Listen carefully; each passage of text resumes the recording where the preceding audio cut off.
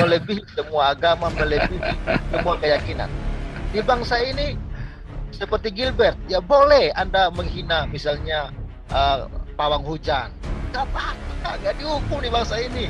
Ya tandang sesajen, nggak apa-apa. Tapi jangan coba-coba Anda ya mengganggu atau mencolek agama yang satu ini. Ini agama yang paling sakral di negeri ini. Nggak boleh kamu sentuh-sentuh, nggak boleh kamu cibir-cibir. 10 tahun menanti. Ini kan fakta, ya fakta yang terjadi. Kristen mau dihina nggak apa-apa, silakan. Ya buktinya Waloni cuma 5 bulan, ya kan? Jadi memang Pak Paul, ya MKC ini ya masih syukur ya kita ini belum jadi negara khilafah. Seharusnya model MKC ini sudah dipancung.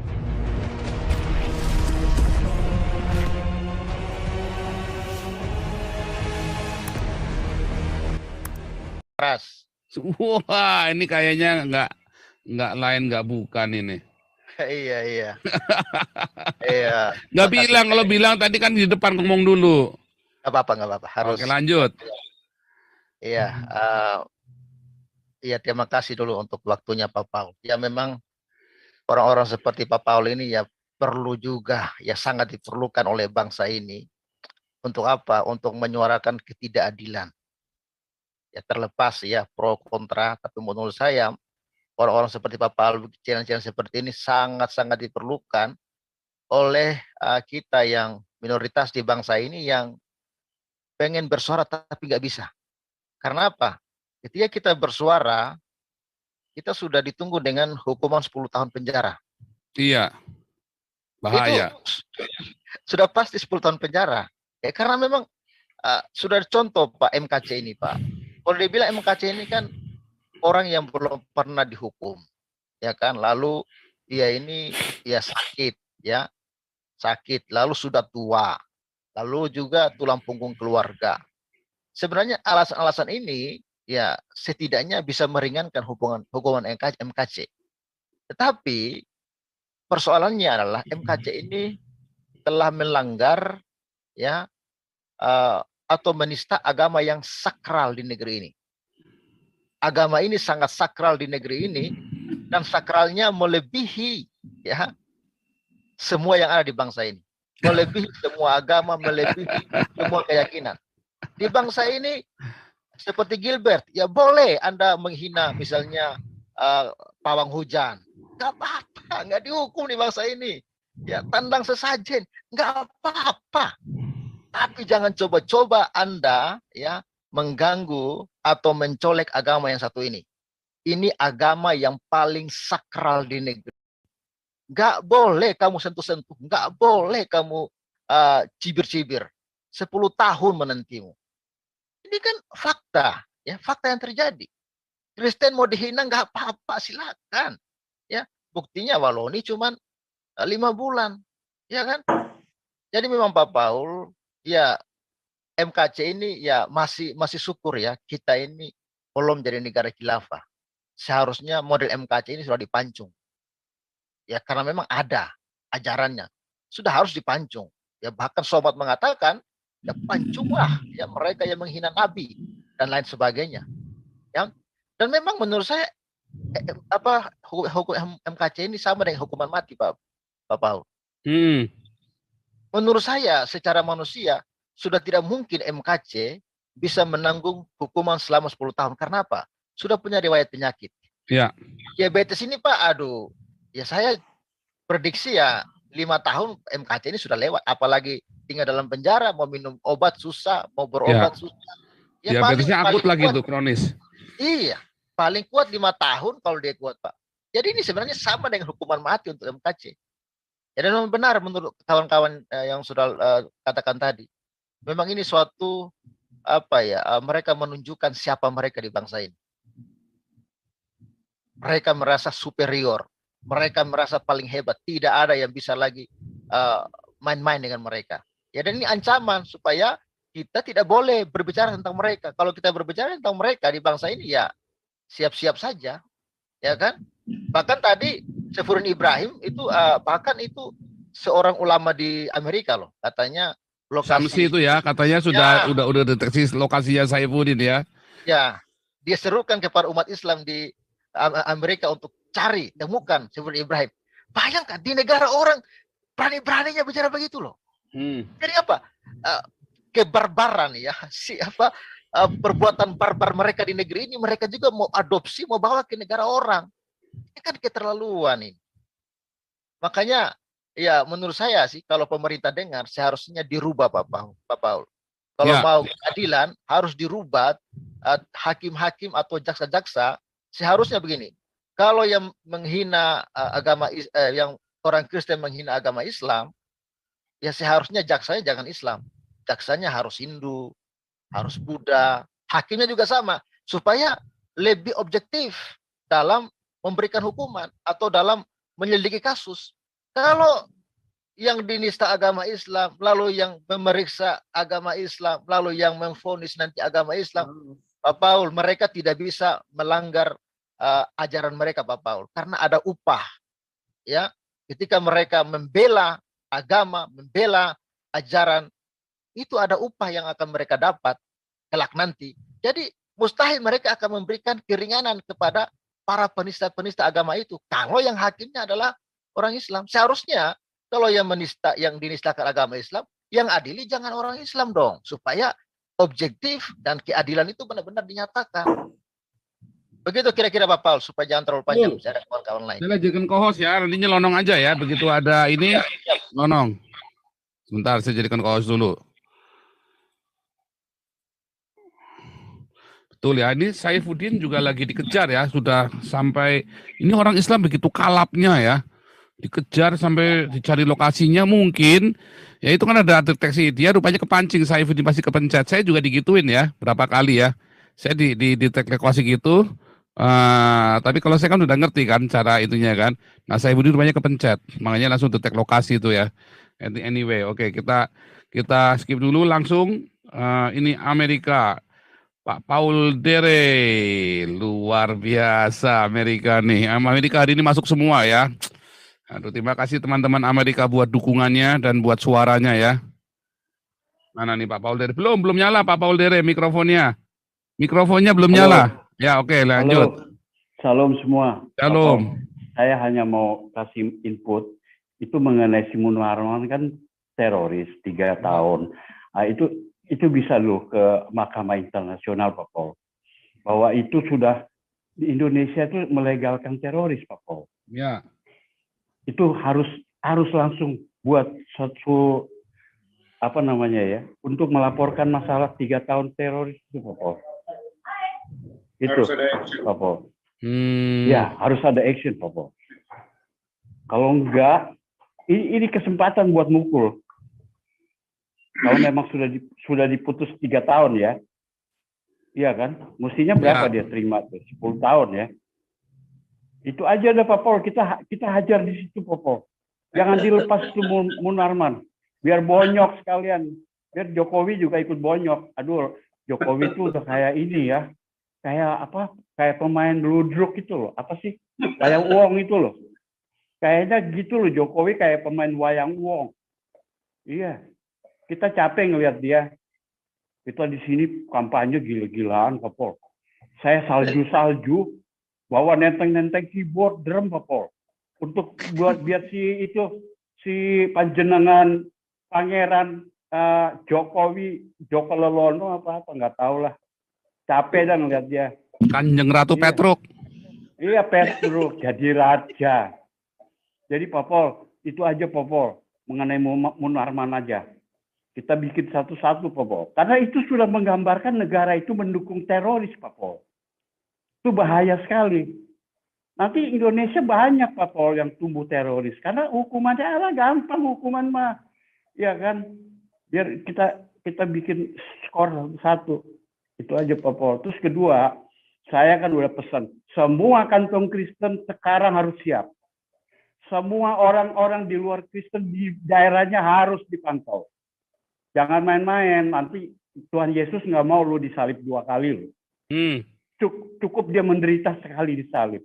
Dia nggak mau umatnya menderita. Jadi kita pakai akal lah. Semua kantong Kristen, Manado, Irian, semua harus waspada. Lihat situasi sampai 24. Oke, terima kasih. Oke. Udah, Oke, Pak Paul. lanjut. Thank you. Ini ada transformasi. Mana transformasi ini? Transformasi. Halo, salam Pak Paul. Halo, Pak Transformasi.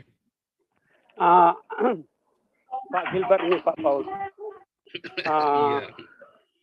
Dia sebenarnya harus Pak. Tapi yang lebih parahnya itu jemaatnya. Kenapa jemaatnya menerima si Judas Iskariot lagi? Yang perlu kita kabarkan kepada jemaatnya, seluruh jemaatnya Gilbert di Indonesia. Udah petisi itu si Gilbert sama pendeta-pendetanya, organisasi apa namanya itu, keluarin itu si Gilbert. Karena cepat lambatnya kelihatan ya apanya khilafah ini nanti victimnya khilafah. Itu tentang Gilbert Pak ya. Tentang Indonesia Pak, kita tadi dari A sampai ke Z sudah cerita sama Ibu Liso, emosi menceritakan opungnya. Itu sah-sah aja semua. Tapi jalan keluarnya sekarang, mari kita pasang strategi. Buddha, Hindu, Nasrani, pasang strategi. Di mata, di depan mata. Toh juga nanti nyawa kalian mau kok 2024. Cepat lambat kalian nanti lihat tuh 2024. Kalau toh juga mati 2024, ya pasang sekarang strategi. Jangan mati konyol. Itu buat Indonesia. Kalau kalian mau mati konyol, ya kalian hanya pendengar-pendengar aja. Di Zoom Pak Paul ini, ya ujungnya mati konyol. Pasang strategi. Kita bisa berteriak nih, Paul. Berteriak pakai apa, pakai toa, pakai trumpet, tapi ujung-ujungnya nggak ada strategi. Ya, saya Pak Paul 2019 pulang ke Sumatera. Saya Pak melihat rumah makan Islam. Buset Pak, banyak kali dibikin. Sampai di Parapati itu Pak, rumah makan Islam. Di sana rumah makan Islam. Saya tanya itu kepada warga. Wih, sekarang ini orang ini udah nekat ya bikin rumah makan Islam. Dulu itu rumah makan Minangkabau kita udah tahu. Sekarang mereka langsung Pak buka-bukaan rumah makan Islam. Terus saya bilang kepada masyarakat di sana, coba buat dulu rumah makan Kristen. Gimana respon mereka ini? Mereka bisa buat rumah makan Islam. Coba buat dulu. Disinilah Pak perang di ideologi. Saya juga brainwash orang Sumatera sebagian. Tetapi di sini Pak, udah konyol ini. Ya kita harus pasang strategi. Toh juga ujung-ujungnya mau mati kok nanti. Mati dibikin penyakit COVID atau 2024 sebelum mati tinggalkan tuh legend warisan lah. Legendari untuk warisan supaya nanti ya, nomor 3 Pak, kalau Pak Paul kami Pak sebelum waktu menjatuhkan Soeharto kita sering demo Pak di PBB. Salah satu mentor kami sudah meninggal dunia Pak Herman orang Ambon Pak, nggak usah sebut last name-nya, sepertinya aja lah. Kita berapa kali demo di PBB Pak. Apabila nanti Bapak datang bulan 5 ke Amerika, udah Pak kita goreng-goreng, kita mau Pak di PBB.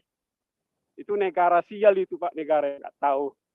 Kalau dikasih 2 pen Pak, bro, kau pilih Indonesia atau api neraka? Saya api neraka Pak, atau juga tertekan batin Pak. Tertekan batin. Saya pilih api neraka Pak daripada Indonesia. Kenapa saya pilih api neraka?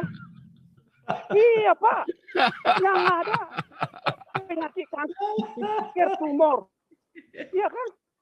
Penyakit kanker tumor, semua penyakit ada di Indonesia. Perang ideologi, kencing pun juga harus halal kencing. haram. Kalau mereka kencing, setidaknya kencing di Jawa Barat, ya, saya pilih api neraka Pak pada Indonesia. Tapi Pak, kita pasang strategi Pak, ini sekarang. Mari Pak, Bapak datang, pasang strategi kalau perlu. Bulan saya bikin meeting untuk strategi. Ini mereka udah menunjukkan aslinya Pak dari dulu. Jadi sebelum pada error otak saya gitu dulu lah Pak ya.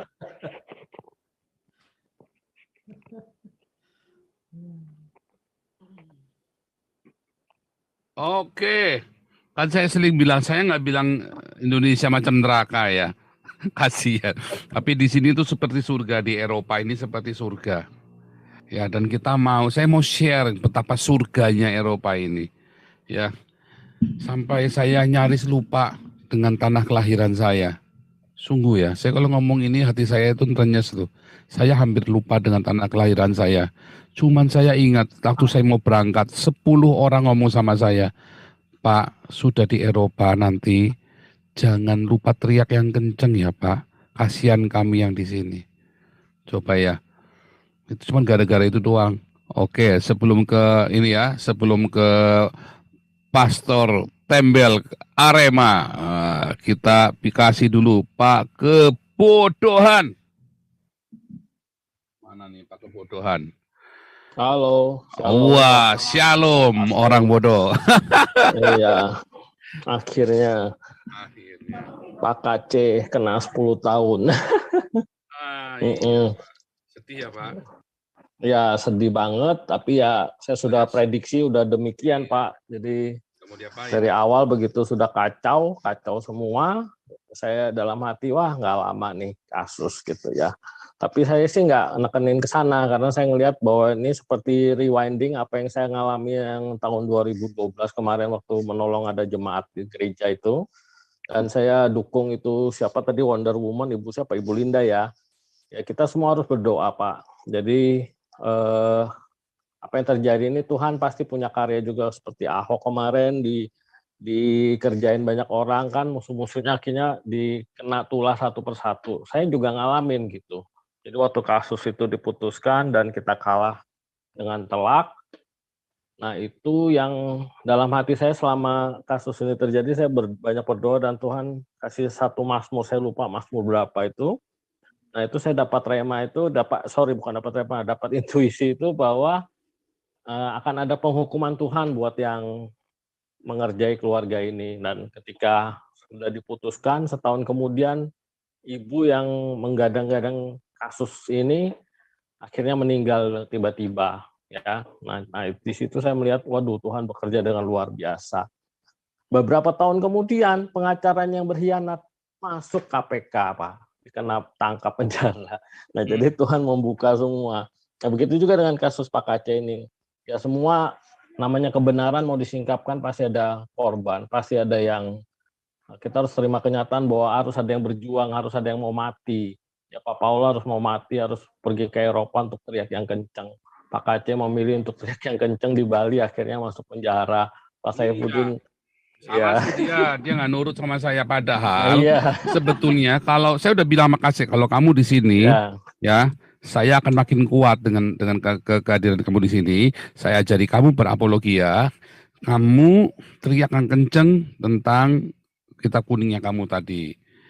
Nah, tapi kacanya nggak nurut sih, dia lebih menikmati ya itu tadi ya susah lah. Ya sudah terlanjur pokoknya ya kan, semua sudah terlanjur, kita cuma bisa aduh, cuma bisa begitu doang ya. Halo. Ya. Ya. Itu yang lanjut. Mana suaranya? Putus Pak Kebodohan. Pak Kebodohan. Pak Kebodohan. Nah, terus yang kedua Pak, jadi kan kita takut khilafah 2024. Nah itu kan sebenarnya mereka sudah coba dan berhasil lakukan tahun 98 ketika menggulingkan Pak Harto gitu. Akhirnya kan belum sehari mereka udah pecah. Prabowo pisah sama Habibie, ya kan padahal sama-sama pengkhianatnya itu kan. Nah, begitu pecah, akhirnya 10 tahun kita, yang 98 kan kita tahu bahwa sebenarnya mereka sudah berusaha, dan akar-akar Khalifahan kan sudah dimasukin dari tahun 98 tuh sampai ke sekarang. Dan sekarang ketika mereka kalah sama nasionalis dengan partai SBY-nya itu, dan kemudian sekarang era Jokowi, dan mereka berusaha balik lagi di 2024 ini. Nah itu bagaimana nih, kan bulan depan kan udah Mei Pak. Nah itu kira-kira ada tema besar itu Pak, kejadian 98 itu. Berani ngangkat nggak Pak? Berani, saya Berani ya. masalahnya teman-teman saya yang saya kenal, kalau Anda Ya. punya sumber-sumber akurat, saya mau ya, kirim email ke saya atau WhatsApp ke saya, ya, tolong kenalkan rekomendasi saya, kita naikkan di sini. Kita angkat yang kejadian Mei ini supaya orang nyadar ya, supaya Ya, orang jadi nyadar. ya mungkin lewat sini kan kita berusaha mengangkat. Jadi Ya, apa teman-teman semua mau dari saya semua ya kalau ada yang punya, karena teman-teman saya semua takut semua, ya. ya, jadi kan ngerinya bahwa sebenarnya kan Karena kan sempat ada yang mati 98 kan? Ingat nggak ada satu cewek yang umur 17 tahun diperkosa itu yang mati sebelum dia kesaksian kan? Waktu mau sidang, dia mau kesaksian di HAM internasional itu, terus dia ya. dibunuh kan? Tuh tahu nggak kejadiannya di mana Pak Paul? Di Glodok kan? Bukan, Jalan Oh, yang Sunter pembunuhannya. Hijau. Iya, Pembunuhannya di rumahnya Sunter Hijau, iya di Sunter Gang- itu ya. Gang 6. Tuh, itu heboh satu perumahan itu. 4 orang pelakunya disogrok pakai sapu terakhirnya itu. Itu Jahat kejam sekali ya. banget itu. Dan itu ya memang kita harus mengingatkan karena 98 itu adalah kolaborasi Khalifah dan sebagian unsur oknum dari tentara yang memberontak kepada Pak Harto waktu itu, menggulingkan. Dan itu harus ada yang berani buka itu. Bagaimana ya ceritanya supaya generasi muda, generasi yang sekarang yang tidak pernah, yang lahir setelah itu kan mereka nggak kenal kejadian 98. PKI juga tahun 67 kan bukannya komunis yang berusaha menghancurkan Pak Bung Karno sebenarnya. Kalau dilihat dari beberapa tahun sebelumnya, semua kan sebenarnya tentara dan Muslim yang berusaha menggoyang Pak Karno. Dibaliklah cerita bahwa komunislah yang berusaha menggulingkan Pak Karno dengan menghabisi para jenderal-jenderal itu. Nah itu selalu begitu ceritanya kalau saya melihat itu pengubahan sejarah. Begitu juga sekarang kan tidak pernah mereka berani ngangkat 98, selalu larinya ke PKI. Padahal sebenarnya kan dosa besar negara ini ada dua, tentara dan Islam selalu berkolaborasi untuk menggulingkan penguasa nasionalis. Itu yang selama ini terjadi. Itu aja sih pesan saya buat bulan depan Pak Paul. Thank you. Oke.